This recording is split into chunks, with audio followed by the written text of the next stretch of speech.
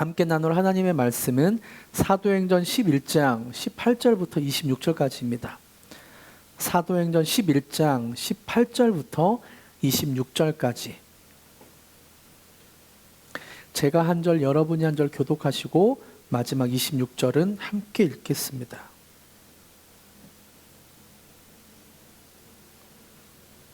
제가 먼저 읽습니다. 그들이 이 말을 듣고 잠잠하여 하나님께 영광을 돌려 이르되 그러면 하나님께서 이방인에게도 생명 없는 회개를 주셨도다 하니라. 그때 스데반의 일로 일어난 환란으로 말미암아 흩어진 자들이 베니게와 구브로와 안디옥까지 이르러 유대인에게만 말씀을 전하는데 그 중에 구브로와 구레네 몇 사람이 안디옥에 이르러 헬라인에게도 말하여 주 예수를 전파하니 주의 손이 그들과 함께 하심에 수많은 사람들이 믿고 주께 돌아오더라. 예루살렘 교회가 이 사람들의 소문을 듣고 바나바를 안디옥까지 보내니 그가 이르러 하나님의 은혜를 보고 기뻐하여 모든 사람에게 굳건한 마음으로 주와 함께 머물러 있으라 권하니 바나바는 착한 사람이요 성령과 믿음이 충만한 사람이라. 이에 큰 무리가 주께 더하여 지더라. 바나바가 사울을 찾으러 함께 읽겠습니다.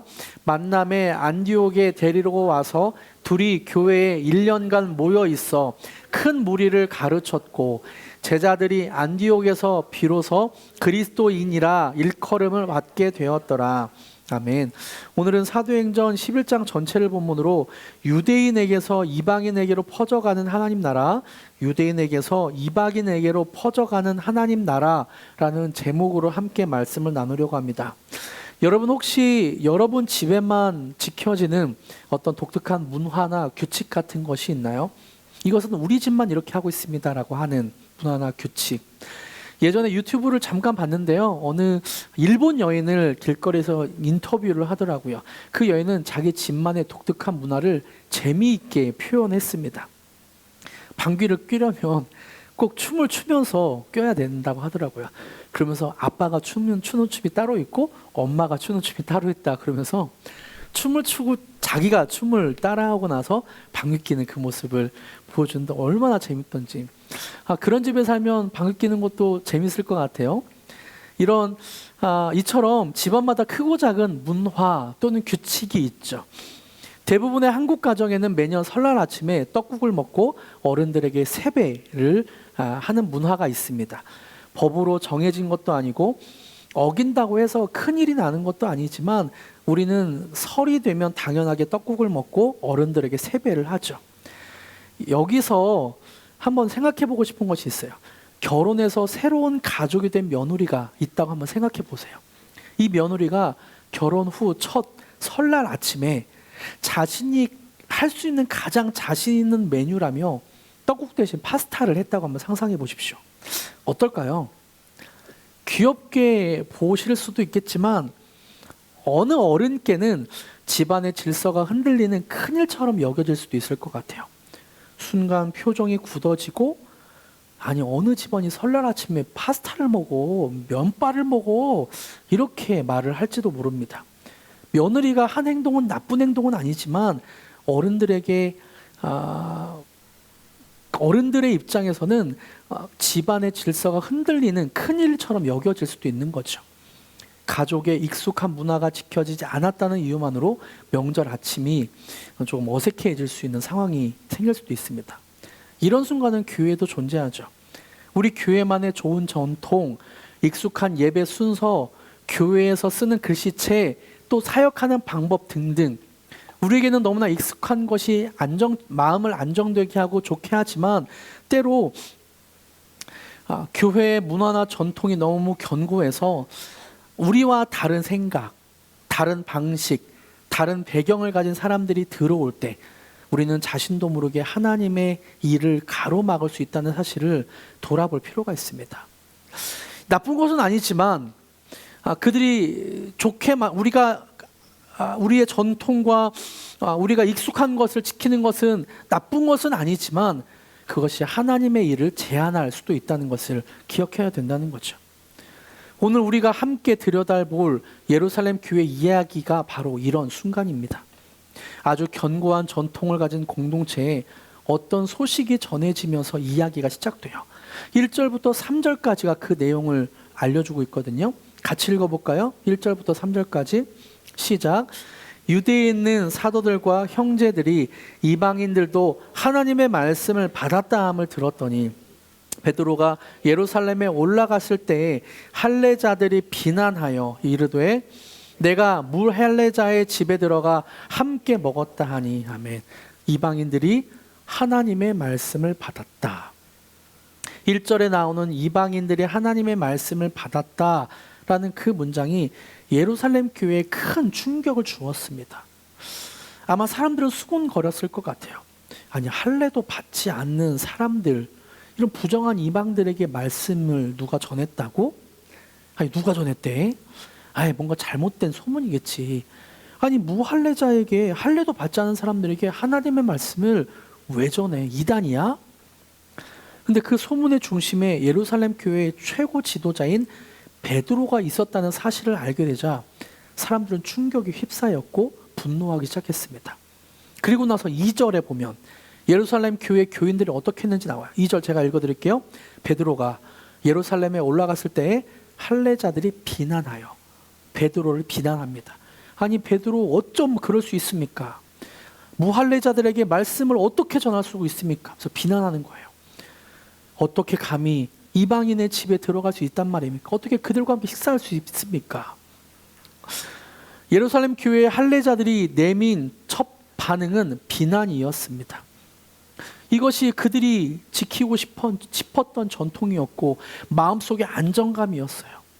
나쁜 것은 아니지만 하나님의 일을 가로막고 있었던 전통이고 율법이었죠. 그들에게 신앙의 근간은 수천 년을 이어온 유대인의 전통과 율법이었습니다. 물론 예수님을 믿었지만 이 믿음은 유대교회의 전통과 율법이라는 그릇 안에 담겨 있었어요. 그들은 자신들이야말로 한 예수님의 가르침을 직접 받았던 사람이고 예수님의 가르침을 가장 정확하게 알고 있고 가장 올바른 신앙의 길을 걷고 있다는 자부심과 내가 맞아라는 확신이 있었습니다. 그래서 자신들이 알고 믿는 것으로 교회의 순수성을 지키고 싶었어요. 내가 지켜야 돼. 내가 이것을 지켜야 돼. 하나님의 거룩한 율법이 더럽혀지는 것을 내가 지켜야 돼 라고 하는 열정도 있었죠. 이방인이 구원을 받으려면 먼저 할례를 받고 율법을 지키는 유대인이 되어야 된다고 생각했습니다. 이런 생각이 예루살렘 교회의 질서였고 상식이었어요. 이들의 입장에서 베드로의 행동은 마치 명절 아침에 파스타를 내놓는 새 식구의 행동과는 그렇게 해프닝으로 여길 수 있는 것과는 비교할 수도 없는 믿음을 뒤흔드는 예루살렘 교회의 믿음을 뒤흔드는 행위처럼 보였을 거예요. 이 모든 비난 앞에서 베드로는 자신이 경험한 일을 침착하게 설명합니다. 4절과 5절을 같이 한번 읽어볼까요? 4절과 5절 시작. 베드로가 그들에게 이 일을 차례로 설명하여 이르되 내가 욥바시에서 기도할 때에 황홀한 중에 환상을 보니 큰 보자기 같은 그릇이 내 귀에 매어 하늘로부터 내려 내 앞에까지 들이오시거늘. 베드로는 욥바에서 기도하던 중에 봤던 환상 그리고 하나님이 깨끗하게 하신 것을 내가 속되다 하지 말라라고 3번이나 말씀하시는 그 하나님의 음성을 들었습니다. 그 이야기를 들려주는 거예요. 그리고 성령님이 명령에 따라 고넬료에게 성령님이 임한 것, 그리고 자신에게 임한 것, 그리고 성령님을 따라갔을 때 성령님의 부어주시는 그 놀라운 역사들을 상세하게 간증합니다. 그리고 결정적인 순간 베드로는 그 예루살렘 교회 교인들에게, 자신을 비난하는 예루살렘 교인들에게 이렇게 질문해요. 17절 같이 읽어볼까요? 시작. 그런즉 하나님이 우리가 주 예수 그리스도를 믿을 때에 주신 것과 같은 선물을 그들에게도 주셨으니 내가 누구이기에 하나님을 능히 맡겠느냐 하더라. 내가 누구이기에 능히 하나님을 맡겠느냐 하더라. 베드로는 자신의 합리적인 판단이나 예루살렘 교회의 리더라는 자신의 권위로 내 말 들어봐 라고 하지 않았습니다. 그는 오직 하나님의 역사를 담담하게 간증했죠. 베드로의 마지막 질문, 내가 누구이기에 하나님을 능히 맡겠습니까? 내가 누군데 하나님을 맡겠습니까? 라는 그 외침이 회중 가운데 깊은 울림을 만들었습니다. 날카로운 비난으로 비난받던 그 공간에 거룩한 침묵이 흐르기 시작하죠. 사람들은 더 이상 베드로를 보고 있지 않았습니다. 베드로의 행동, 베드로의 어떤 그런 점을 보지 않았어요. 그들은 자신의 신앙을, 자신의 전통을, 그리고 지금까지 자신이 믿던 것을, 그리고 하나님에 대해 안다고 생각했던 것을 돌아보기 시작했습니다. 바로 그 순간 그들에게 깨달음이 찾아왔어요. 아, 내가 믿었던 것이, 내가 생각했던 것이 아닐 수도 있구나. 하나님은 내 생각보다 더 크구나. 그것을 깨닫기 시작했습니다. 그리고 하나님의 주권을 인정했습니다. 예루살렘 교회 성도들이 느낀 것을 18절에 고백하고 있어요. 같이 읽어볼까요? 시작. 그들이 이 말을 듣고 잠잠하여 하나님께 영광을 돌려 이르되 그러면 하나님께서 이방인에게도 생명 얻는 회개를 주셨도다. 아, 이방인에게도 생명 얻는 회개를 하나님께서 주셨도다. 하나님께서 주신 게 맞네. 내 생각과 다르게, 내 생각은 안 된다고 생각하지만 하나님께서 하신 일이 맞네 라고 고백하고 있는 거죠. 그들이 이 말을 듣고 잠잠하여. 이 잠잠함은 패배의 침묵이 아닙니다. 베드로의 말에, 논리에 굴복당했거나 할 말이 없어서 입을 닫은 게 아니었어요. 이것은 하나님을 생각해 보니까 아, 하나님이 맞구나 라고 하는 하나님에 대한 경외감에서 비롯된 침묵이었습니다. 자신의 생각과 경험을 뛰어넘어 일하시는 하나님 앞에서 인간의 모든 주장이 얼마나 보잘것없는지를 깨달을 때 찾아오는 거룩한 침묵이었죠. 그들은 깨달았습니다. 자신들이 믿었던 것보다 하나님이 하시는 일이 더 크다는 것을 알았습니다. 사람을 구원하는 것은 어떤 율법이나 전통이 아니라 하나님의 역사라는 것을 깨달았어요. 그들은 자신들이 하나님의 어떤 전통을 지킨다고 생각했는데 아, 자신들이 지키는 것이 아니었구나라는 것을 깨닫게 되었습니다. 우리는 그저 하나님의 일을 전하는 증인일 뿐이구나라는 것을 깨닫게 된 거죠. 이 깨달음은 즉시 행동의 변화로 이어집니다. 그래서 18절 후반부에 이렇게 말해요. 하나님께 영광을 돌려 이르되 그러면 하나님께서 이방인에게도 생명을 얻는 회개를 주셨도다. 이방인에게도 생명을 얻는 회개를 주셨도다. 그렇게 고백하며 행동으로 옮겨지게 됩니다. 비난이 찬양으로 바뀌었고 정죄가 영광 돌림으로, 하나님께 영광 돌림으로 바뀌었습니다. 의심이 확신에 찬 선포로 바뀌었죠. 그러면 하나님께서 이 한마디에 모든 것이 담겨 있습니다. 우리가 허락해야만 구원을 받는 것이 아니라 하나님께서 하시는 거구나. 우리가 시작하는 것이 아니라 하나님은 우리가 아니어도 일을 하시는구나. 그렇게 알게 된 거죠. 베드로가 했던 마지막 말, 내가 누구이기에 하나님을 능히 맡겠느냐라는 외침 앞에 예루살렘 교회는 잠잠해졌고 마침내 하나님 앞에 굴복하며 이방인에게도 생명 얻는 회개를 하나님이 주신다라고 고백했습니다. 그리고 하나님께 영광 돌리고 찬양했죠. 예루살렘 교회가 하나님의 사역을 깨달은 순간 놀랍게도 하나님은 그 순간 다른 곳에서도 다른 일을 하고 있었어요. 우리의 생각과는 더 크게 우리는 깨달은 유대인들이 다시 어떤 전도를 하는 일들이 있으면 좋겠다고 생각을 하지만 하나님은 우리의 예상과는 또 다르게 일을 하고 있습니다. 19절부터 22절까지 같이 읽어볼까요? 19절부터 22절까지 시작. 그때에 스데반의 일로 일어난 환란으로 말미암아 흩어진 자들이 베니게와 구브로와 안디옥까지 이르러 유대인에게만 말씀을 전하는데 그 중에 구브로와 구네레네 및 몇 사람이 안디옥에 이르러 헬라인에게도 말하여 주 예수를 전파하니 주의 손이 그들과 함께 하심에 수많은 사람들이 믿고 주께 돌아오더라. 예루살렘 교회가 이 사람들의 소문을 듣고 바나바를 안디옥까지 보내니. 아멘. 하나님은 예루살렘 교회 이방인들에게도 회개가 있다는 것을 깨닫게 하시는 그때에 수백 킬로미터 떨어진 이방인의 도시 안디옥에서 새로운 역사를 써내려가고 있었습니다. 그 전에 스데반의 박해에 의해 환란으로 흩어진 자들이 곳곳에서 말씀을 전하고 있었거든요. 복음을 전하고 있었는데 19절에 보니까 처음에는 유대인에게만 말씀을 전했다고 합니다. 19절 후반부에 베니게와 구브로와 안디옥까지 이르러 유대인에게만 말씀을 전하는데, 처음에는 유대인에게만 구원이 있다고 생각해서 유대인에게만 말씀을 전했어요. 그런데 20절에 보니까 그 중에 구브로와 구레네 몇 사람이 안디옥에 이르러 헬라인에게도 이방인에게도 말하여 주 예수를 전파하니, 이방인에게도 전도했다라고 나오고 있어요. 이것이 유대인들의 한계였고 할 줄 아는 전부였지만 그때부터 성령님은 다른 일을 계획하고 있었습니다. 유대인에게만 전도를 했던 그들을 하나님이 몇 사람을 통해서 헬라인, 이방인에게도 말씀을 전했습니다.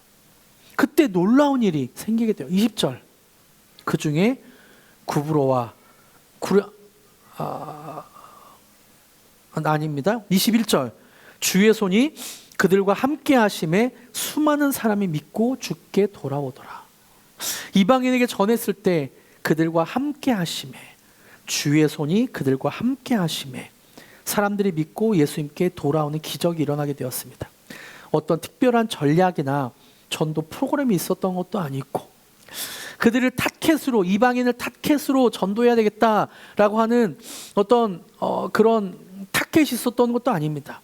이름 없는 몇몇 성도들이 복음을 전파하고 싶은 순수한 열정과 마음으로 이방인 몇 명에게, 주의 손이 함께하고 있는 몇 명에게 전도했을 뿐이었어요. 그런데 안디옥 교회에 부흥이 임하게 된 것이죠.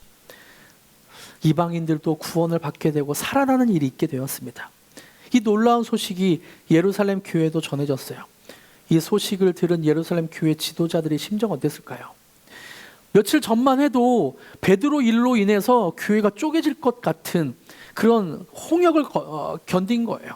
사람들이 베드로를, 교회 지도자를 그렇게 비난하고, 그리고 베드로는 자기가 경험했던 것을 이야기하는 그런 홍역을 겪었습니다. 물론 결과는 좋았지만 그런 어려운 일이 있었죠. 그리고 그 다음에 또 이런 일이 이런 소문이 들려오는 거예요. 안디옥 교회에 이방인이 들어왔대. 안디옥 교회에 유대인만 있는 것이 아니라 이방인들도 예수님을 믿고 교회에 들어왔대. 얼마나 놀랐을까요? 유대인의 입장에서는 와, 이거 어떻게 해야 되냐? 이 예루살렘 교회에 있었던 일만도 굉장히 큰 일이었는데, 와, 우리가 어떻게 할 수 없는 이방인 교회까지 이방인들이 들어왔다고? 이거 교회 이단되는 거 아니야? 이거 교회 문 닫는 거 아니야? 이거 교회 힘들어지는 거 아니야? 쪼개지는 거 아니야? 아마 그렇게 생각했을 수도 있을 것 같아요. 그래서 예루살렘 교회는 사람을 보내기로 결정합니다. 근데 놀라운 점은 그곳에 조사관이나 감독관을 보내는 것이 아니었어요. 니네 똑바로 해. 이방인들 교회에 들어왔으면 똑바로 해. 이런 감독관을 보낸 게 아니었습니다. 예루살렘 교회는 베드로를 통해 배운 것이 있었어요. 하나님은 자신들의 생각보다 훨씬 크다는 것을 배웠습니다. 그래서 그들은 바나바를 보내요. 바나바의 이름의 뜻은 위로의 아들, 격려의 아들입니다. 이전에도 바나바는 사도행전에 2번 나오거든요. 바나바는 자신의 이름 위로의 아들, 격려의 아들처럼 특별한 은사를 갖고 사람을 세우는 일에 특별했어요. 그래서 우리가 잘 알고 있는 대로 모두가 두려워하던 핍박자 사울이 예루살렘 교회에 들어왔을 때 그 사울을 보증 섰던 사람이 바나바였습니다. 그리고 사람들을 세워주고 바나바를 격려하고 일으켜주었던 사람이 바나바였죠. 그리고 바나바는 자신의 모든 재산을 팔아 가난한 성도들을 위해 내놓았습니다. 그렇게 사람들을 격려하고 위로했던 격려의 사람 바나바였어요. 예루살렘 교회는 바나바를 안디옥에 파송합니다. 안디옥 교회를 감시하라고, 안디옥 교회를 감독하라고 보낸 것이 아니라 가서 위로하고 격려하고 이방인들을 잘 세워주라고 바나바를 보내준 거죠.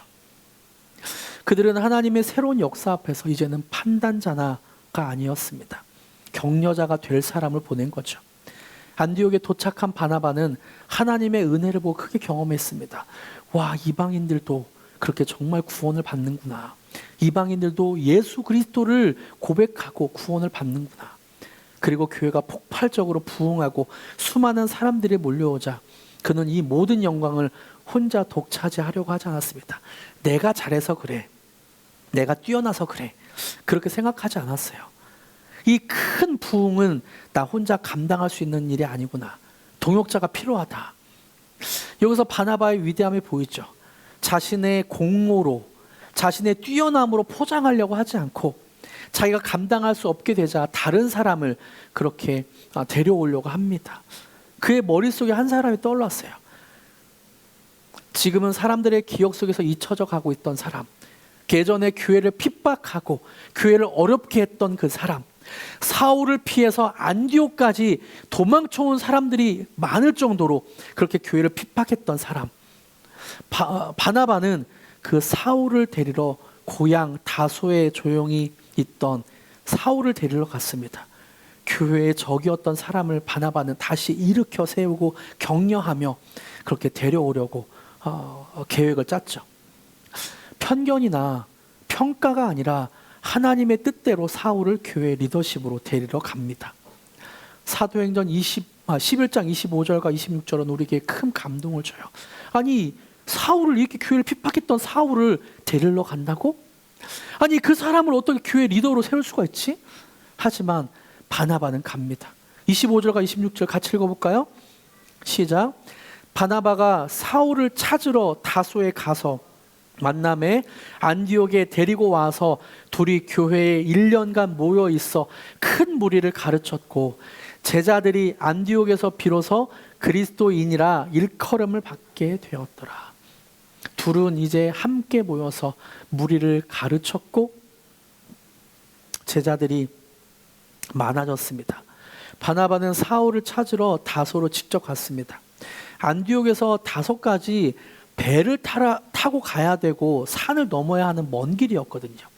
편지를 보낼 수도 있고 다른 사람을 보낼 수도 있는데 지금 안디옥 교회가 크게 폭발하는 성장으로 부흥으로 바나바가 그 자리를 비우면 안 되는 그 상황이었지만 바나바는 직접 사울을 데리러 간 것이죠.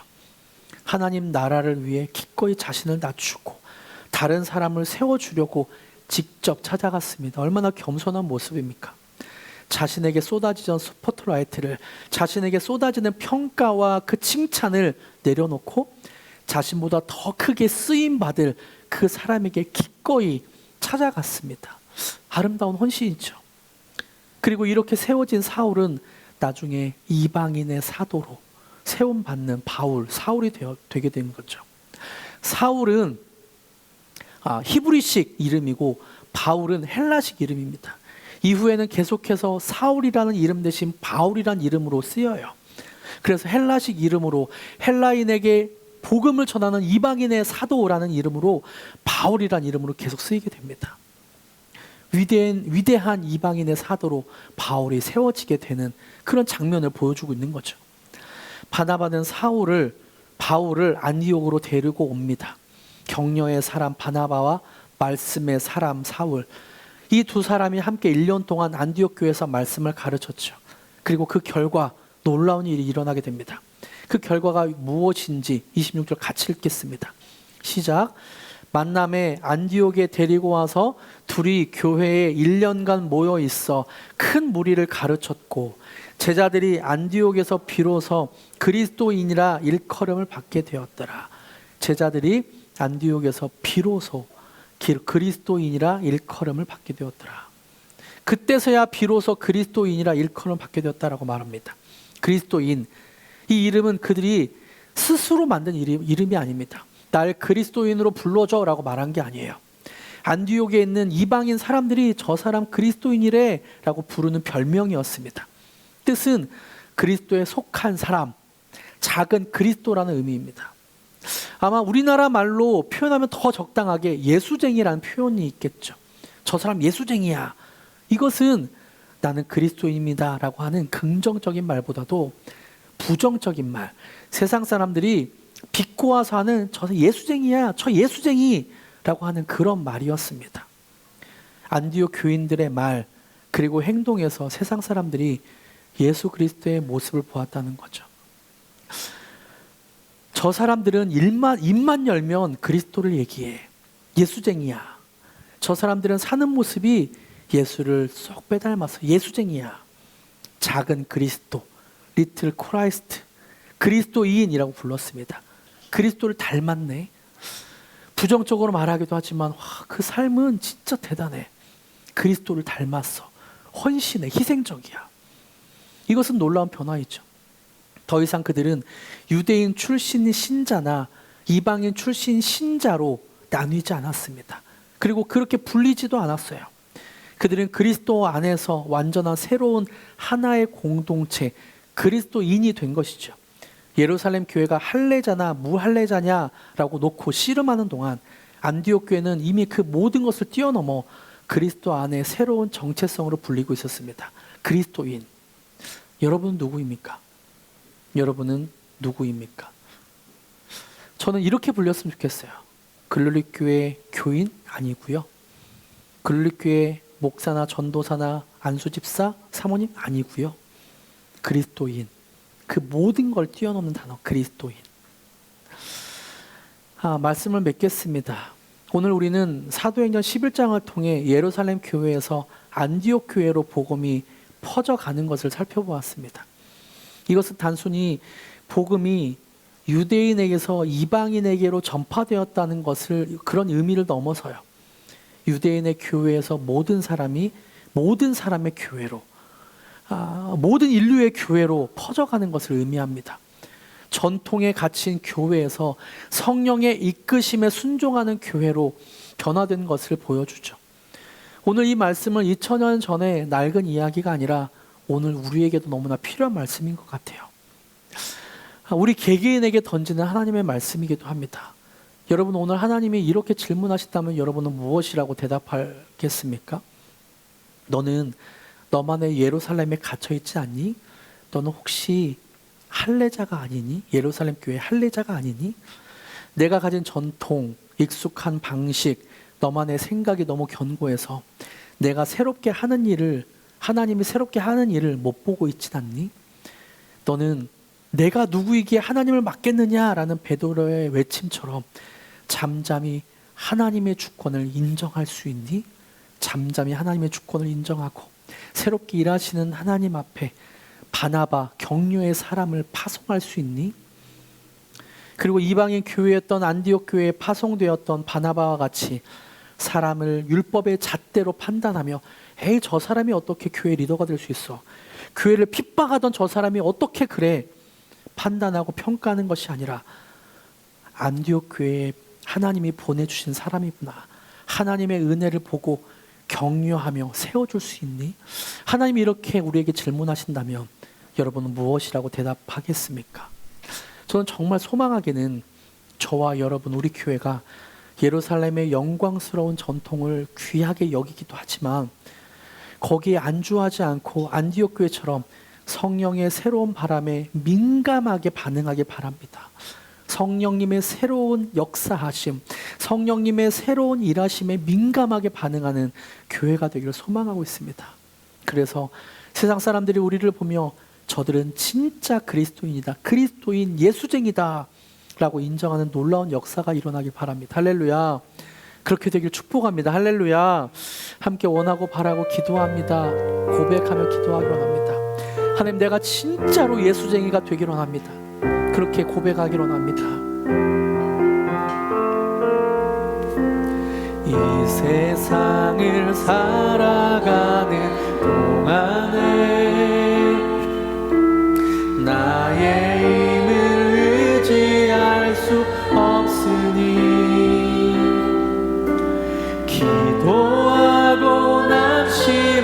의심하지 말 것은 주께서 참 소망이 되심. 다시 한번 이 세상을 살아가는 동안에, 이 세상을 살아가는 동안에 나의 힘을 의지할 수 없으니 기도하고 낙심하지 말 것은 주께서 참 소망이 되심이라. 하나님의 꿈이 나의 비전이 되고 예수님의 성품이 나의 인격이 되고 성령님의 권능이 나의 능력이 되길 원하고 바라고. 2절입니다. 주의 길을 걸어가는 동안에, 주의 길을 걸어가는 동안에 세상의 것 의지할 수 없으니 감사하고 낙심하지 말 것은 주께서 참 기쁨이 되심이. 하나님의 꿈이 나의 비전이 되고 예수님의 성품이 나의 인격이 되고 성령님의 권능이 나의 능력이 되길 원하고 바라고. 하나님의 꿈이 나의 비전이 되고 하나님의 꿈이 나의 비전이 되고 예수님의 성품이 나의 인격이 되고 성령님의 권능이 나의 능력이 되길 다시 한번 고백하며 선포합시다. 하나님의 꿈이 나의 비전이 되고 하나님의 꿈이 나의 비전이 되고 예수님의 성품이 나의 인격이 되고 성령님의 권능이 나의 능력이 되길 원하고 바라고. 함께 한번 기도하기로 합니다. 하나님, 혹시나 내가 예루살렘 교회의 할례자와 같이 나의 생각으로 나의 판단으로 베드로를 비난하며 하나님의 사역을 제한하고 있었던 것은 없습니까? 하나님, 우리가 하나님의 일하심, 하나님의 능력 행하심에 민감해지기로 합니다. 예민해지기로 합니다. 내 판단대로 내 생각대로가 아니라 하나님의 행하시는 것들에 내가 쓰임받기로 합니다. 순종하기로 합니다. 주님, 그래서 바나바와 같은 사람이 되게 하여 주시옵소서. 격려의 사람이 되게 하여 주시옵소서. 내 판단으로 내 평가로 저 사람은 안 돼 라고 평가하지 않도록 하여 주시고 하나님께서 행하시는 일들에 그렇게 순종하며 사울을 세울 수 있었던 바나바와 같이 순종하게 하여 주시옵소서. 주님, 우리를 도와주시옵소서. 그렇게 함께 기도하기로 합니다. 함께 기도하시겠습니다. 하나님,